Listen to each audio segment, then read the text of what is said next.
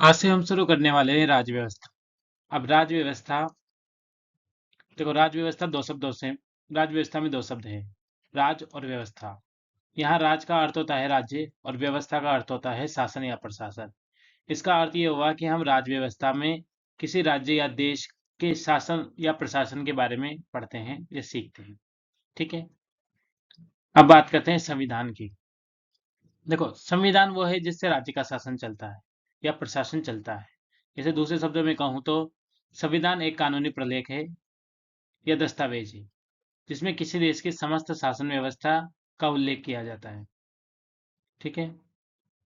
अब देखो कुछ चीजें, दो चीजें यहाँ इंपॉर्टेंट है कि विश्व का सबसे प्राचीन संविधान, विश्व का सबसे प्राचीन संविधान वो ब्रिटेन का है संविधान। ये याद रख लेना, ब्रिटेन से पूछा नहीं जाता लेकिन फिर भी याद रख लेना। और विश्व का प्रथम लिखित संविधान, विश्व का प्रथम लिखित संविधान, ये याद रख लेना तुम लोग, अमेरिका। ठीक है। इसके आगे हम बात करते हैं भारत के संविधान के बारे में। देखो भारत के संविधान में बिल्कुल स्टार्ट से शुरू कर रहे हैं, इसलिए सबसे पहले समझते हैं भारत के संविधान में क्या है। तो भारत के संविधान में एक प्रस्तावना है, 22 भाग है और 395 अनुच्छेद है।